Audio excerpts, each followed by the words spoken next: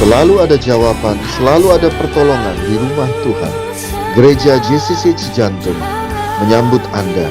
Ingat selalu bahwa Tuhan Yesus Juru Selamat kita dan masuk ke dalam hati kita sehingga kita menerima keselamatan. Selamat mendengarkan dan menjadi berkat. Kita akan dengarkan firman Tuhan. Tahun ini dalam perenungan sebagai gembala, maka tahun ini adalah tahun di mana tahun kita taat kepada Tuhan. The year of obedience. Tahun kita harus lebih taat dan dengar-dengaran kepada Tuhan. Baik, mari kita belajar tentang ketaatan. Boleh dikasih gambarnya? Ketaatan adalah berkat Tuhan. Mungkin kantong plastik dapat diedarkan untuk sisa perjamuan kudus. Ketaatan membawa berkat. Tahun 2022 Tuhan meminta kita untuk lebih taat kepada Tuhan dan dengar-dengaran kepada Tuhan. Lukas 6 ayat 38. Lukas 6 ayat 38 kita baca bersama-sama. Berilah dan kamu akan diberi suatu takaran yang baik, yang dipadatkan, yang digoncang dan yang tumpah keluar akan dicurahkan ke dalam ribaanmu, sebab ukuran yang kamu pakai untuk mengukur akan diukurkan kepadamu. Mari kita baca sama-sama 1, 2, 3. Berilah dan kamu akan diberi suatu takaran yang baik, yang dipadatkan, yang digoncang dan yang tumpah keluar akan dicurahkan ke dalam ribaanmu, sebab ukuran yang kamu pakai untuk mengukur akan diukurkan kepadamu. Seringkali kita mendengarkan tentang kata taat selalu berhubungan dengan kata persembahan atau uang.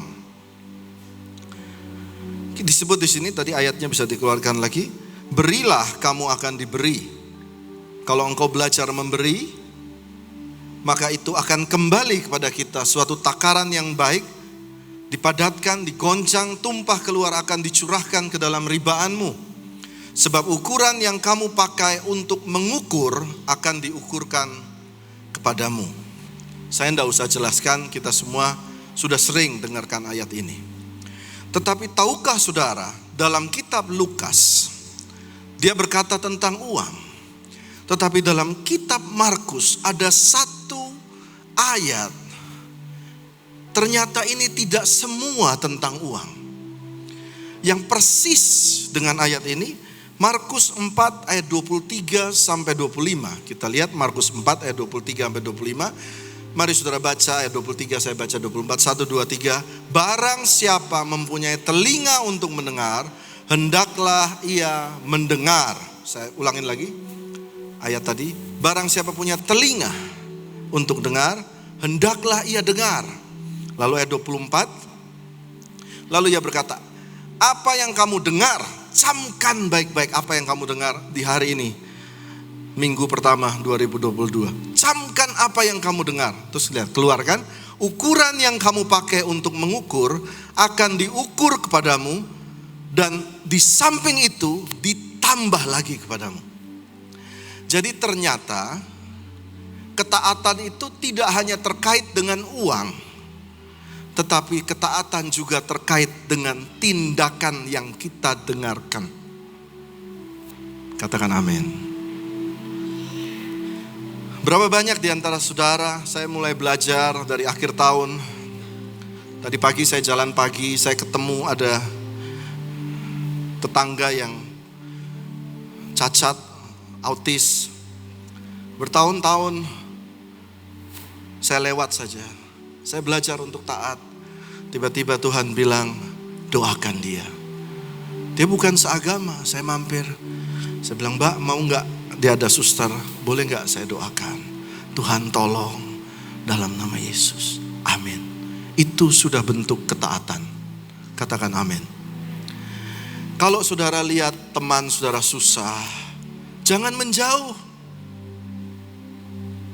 Saudara sedang susah, saudara sedang butuh, telepon, paling enggak, hey bro, are you okay? Kalau kamu sedang susah, can I pray for you? Bolehkah saya doakan Anda? Anda sudah taat kepada Tuhan. Katakan amin. Nah, ketaatan ini, coba dikeluarkan lagi ayatnya. Camkan apa yang kamu dengar. Ukuran yang kamu pakai untuk mengukur akan diukurkan kepadamu. Dan di samping itu akan ditambah lagi kepadamu. Jadi artinya begini. Tuhan, saudara, lalu ada orang lain. Tuhan menjawab orang lain ini kadang-kadang lewat saudara. Dia memakai saudara supaya saudara taat dan menolong orang lain tersebut. Waktu saudara menolong orang lain tersebut, saya mau tanya, nama siapa yang dipermuliakan? Nama Tuhan. Waktu saudara taat, maka besok-besok suara itu keluar lagi. Suara Tuhan tuh ngomong lagi. Kenapa? Karena pertama engkau melakukan, pasti ada kedua, ketiga, keempat. Jadi saudara berkata, saya mau dengar Pak suara Tuhan. Tapi dalam hal kecil saja engkau tidak taat. Gimana kamu mau dengar suara Tuhan? Tuhan selalu berbicara kepada bejana yang mau dipakai. Katakan amin. Jadi waktu saudara taat kepada Tuhan, saudara tolong orang lain. Atau mungkin saudara sedang duduk di gereja ini, lalu Tuhan taruh sejumlah angka. Lalu engkau memberkati gereja, itu taat. Nanti besok ada lagi tugas yang lain. Nah, saya akan poin yang pertama di sini boleh ditampilkan adalah taat pada yang Tuhan firmankan lewat pendengaran Anda. Amin. Nah, sekarang yang kedua, saya akan langsung aja yang kedua supaya kita semua ingat baik-baik. Lukas 9 ayat 12 sampai 14. Oh sorry, tadi saudara mau taat mendengar, saudara harus ampuni orang lain. Halo saudara, ampuni orang lain. Berat, taat aja, ampuni. Amin. Yang berikutnya, Lukas 9 ayat 12 sampai 14. Pada waktu hari mulai malam, datanglah ke-12 murid-muridnya kepadanya dan berkata, suruhlah orang banyak itu pergi, supaya mereka pergi ke desa-desa dan kampung-kampung sekitar ini untuk mencari tempat penginapan dan makanan. Karena di sini kita berada di tempat yang sunyi. Oke, baik, perhatikan perikop ini. Yesus memberi makan 5.000 orang dengan 5 roti dan 2 ikan. Tetapi dibahas dalam kitab Lukas, versinya agak berbeda, ditulis pada waktu hari mulai kapan? Mulai apa? Malam. Datanglah ke-12 muridnya, suruhlah orang banyak itu pergi, supaya mereka pergi ke desa-desa, kampung-kampung, karena di sini kita berada di tempat yang sunyi. Bulan lalu saya berada di Amerika Serikat. Lalu saya diajak sama mertua daripada adik saya untuk pergi ke gunung dan berdoa. Nah, sampai di gunung hanya ada satu kedai, Pak Adrian, cuma satu coffee shop. Di situ jual sabun cuci tangan, sabun baju, rinso, ada pop noodle, kecil sekali tempatnya, kecil sekali. Mungkin kayak ruangan singer di sebelah kiri saudara, kecil sekali di situ. Dan dia juga ada jualan burger, ada jualan pastel dan lain-lain. Cuma satu tempat itu. Kita sampai di sana jam 11 siang. Lalu langsung disuruh makan sama mertuanya adik saya. Makan. Kita hanya berdua. Lalu setelah itu kita jalan, naik ke gunung, melihat, lalu kita berhenti, kita berdoa. Kita berhenti, kita berdoa. Kita lihat, saya ketemu burung elang, ketemu juga burung gagak, ketemu semuanya. Lalu 1,5 jam kita balik, jam 12:30, kedainya udah tutup. Saya bilang ini orang gak niat jualan, gak ada makanan di situ. Padahal kita turun lapar, mau beli kopi, Coca-Cola, lapar, gak ada. Demikian juga di sini, sunyi, tempatnya sunyi. Nah, Saya akan jelaskan ayat selanjutnya, ayat 13. Tetapi ia berkata kepada mereka, kamu harus memberi mereka makan. Mereka menjawab, yang ada pada kami tidak lebih daripada 5 roti dan 2 ikan. Kecuali kalau kami pergi membeli makanan untuk semua orang banyak ini. Ayat 14, sebab di situ, mari saudara baca ayat 14, sebab di situ ada kira-kira 5.000 orang laki-laki. Lalu ia berkata kepada murid-muridnya, suruhlah mereka duduk berkelompok-kelompok, kira-kira 50 orang sekelompok.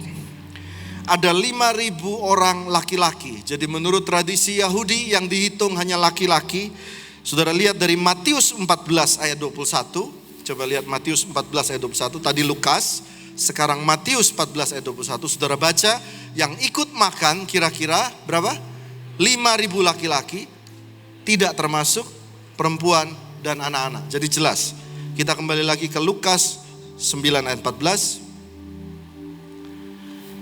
Jadi artinya mereka menghitung ada 5.000 keluarga.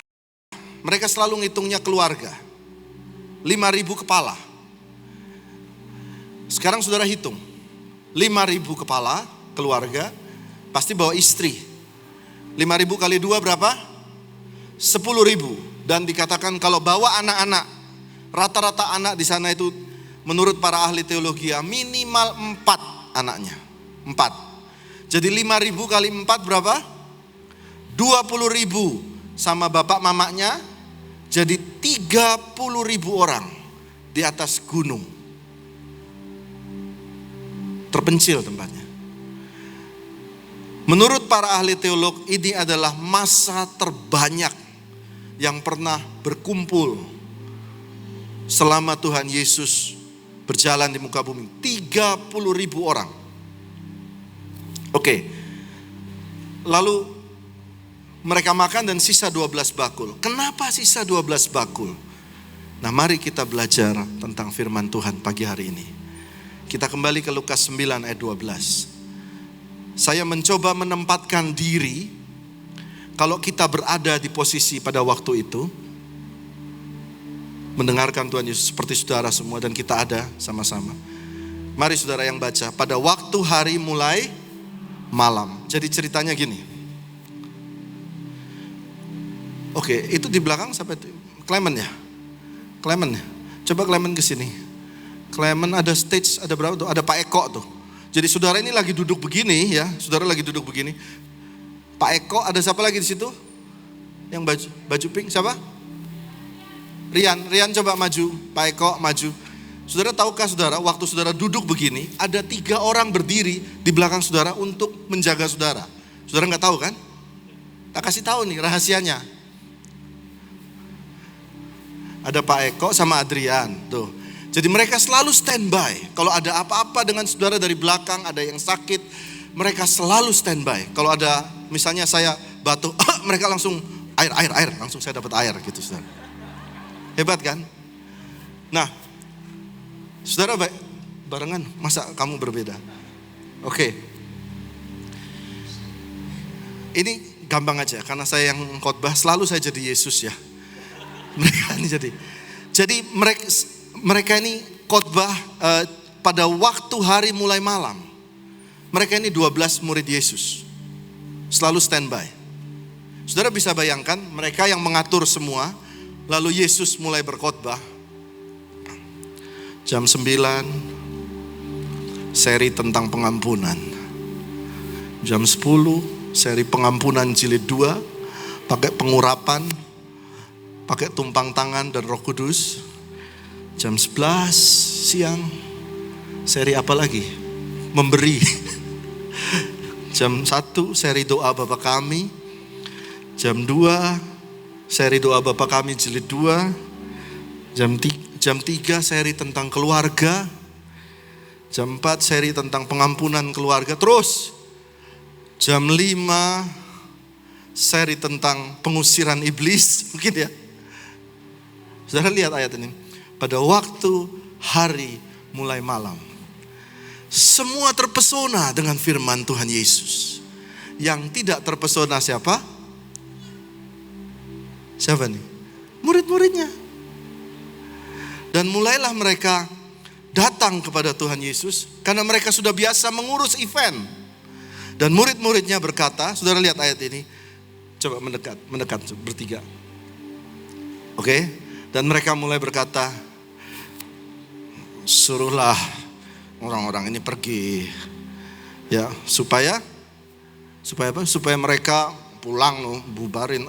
Tuhan Yesus, mungkin mereka berkata, guru, pengajarannya bagus sekali guru, saya sangat diberkati guru. Tapi ya jemaat ini kasihan nih orang-orang, udah. Maksudnya guru udah bisa selesai khotbah belum? Dibungkus, bungkus, pulang, udah malam, udah lewat waktunya. Oke, saudara coba lihat ya.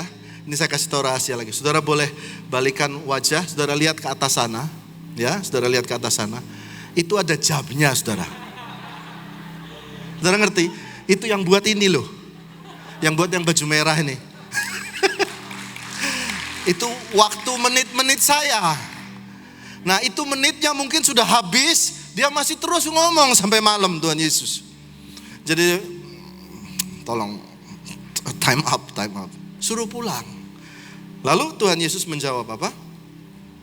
Ayat 13, dia kan bilang orang banyak. Dibalikin sama Tuhan Yesus. Oh, kamu peduli sama orang-orang, sama jemaat. Oke, ya kasih aja mereka makan. Kasih aja mereka makan. Nah sekarang saya bilang Clement, ini kan paling kumpul 400 orang. Coba saya bilang Clement, kasih aja mereka makan.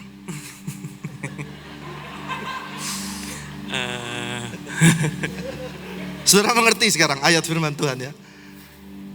Dia pertama concern tentang orang-orang, Tuhan Yesus balikin lagi. Ya udah kasih, kamu yang kasih mereka makan.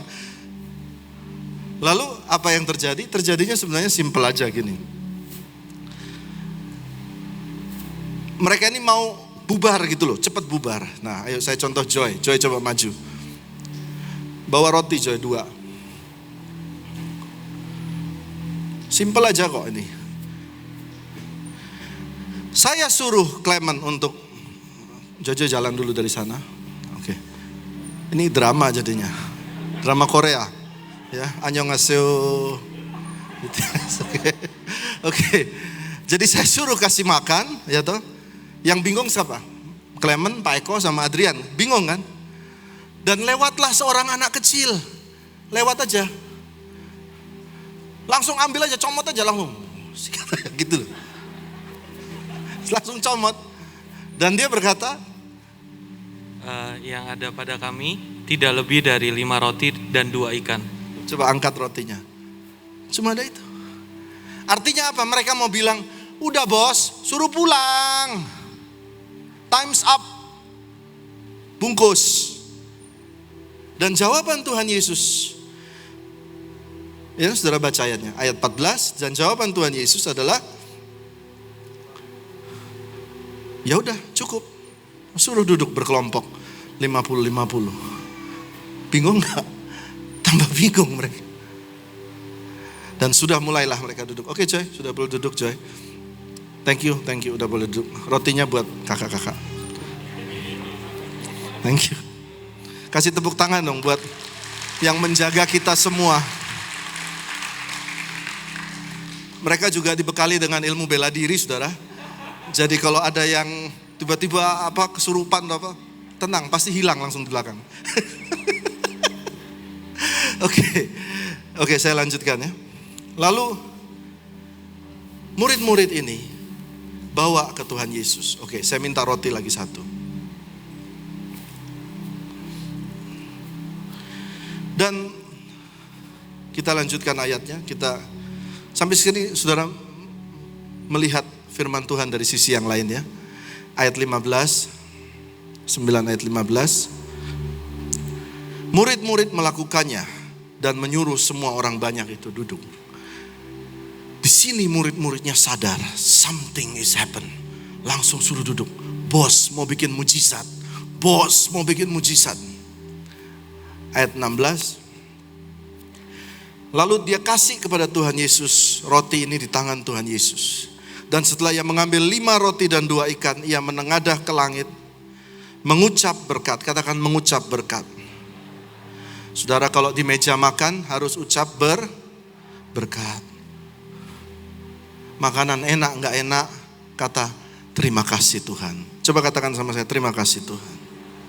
Di meja makan harus ucap berkat. Amin. Biar itu jadi yang baik yang masuk. Oke, terus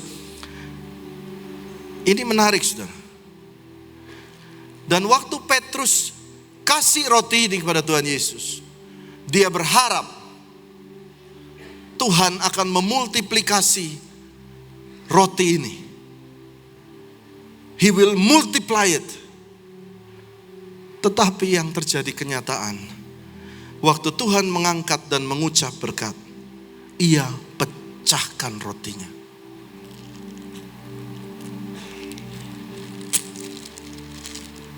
Coba 3 orang lagi, kembali lagi. Karena firmannya pendek jadi banyak dramanya, saudara. You will see it, saudara akan lihat. Aneh banget.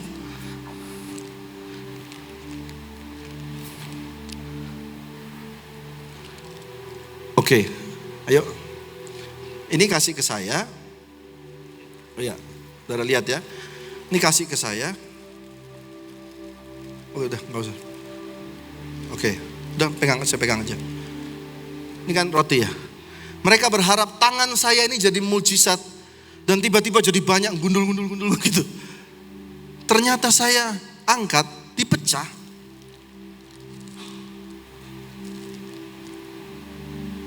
Kamu satu ya. Loh, jadi kecil dong. Kamu juga satu ya. Kamu gak kebagian. Bagi setengah sama dia. Bagi setengah. Oke, ambil aja, coel aja. Saudara lihat baik-baik. Ini betul-betul yang terjadi. Saya enggak melebih-lebihkan firman. Dipecah, dibagi-bagi. Lalu Tuhan Yesus bilang apa? Sudah. Ayo bagi ke jemaat. Ayo. Nah, enggak ini contoh aja. Coba kasih ke Pak Adrian. Nah, coel. Nah, mulai. Ayo gimana caranya bagi ya 30.000. Nah, pasti dia akan suruh kan? Ambilnya dikit-dikit aja. Coba. Terus pasti ada yang gendut ngambilnya banyakan. Pasti dia bilang, hush. Petrus pasti bilang, hush. Temannya Pak Albert kamu ya. Gitu. Sampai sini saudara nangkep. Dan pada remah roti yang terakhir, at the last crumb, it grows. It grows. Keep on growing. Mujizatnya terjadi di mana? Di tangannya mereka. Poin kedua. Tunjukkan poin kedua. Diberkati dulu, baru dikerjakan. Hari ini saudara akan kasih persembahan awal tahun. Saudara bawa persembahan, nanti kita berkati. Amin. Diberkati dulu. Mau punya anak, Tuhan berkatilah ya Pak Adrian. Mana Adrian juga ya. Mau punya anak, berkati Tuhan anak kami. Baru dikerjakan. Dan poin yang ketiga, terakhir. Harus dikerjakan, baru ada mujizat. Kalau kamu gak taat, kamu cuma bisa nonton orang lain terima mujizat. Tahun ini sudahlah, biarlah saya melihat banyak orang-orang diberkati tahun ini dari jemaat-jemaat ini. Katakan amin. Saya melihat, Pak saya taat Pak, saya lihat Tuhan buka pintu pekerjaan. Pak saya taat Pak, saya lihat anak Tuhan memberikan kami buah kandungan yang diberkati. Saya mau melihat itu. Dan saya mau melihat saudara semua taat dengan Tuhan. Berikan tepuk tangan buat Tuhan Yesus. Thank you.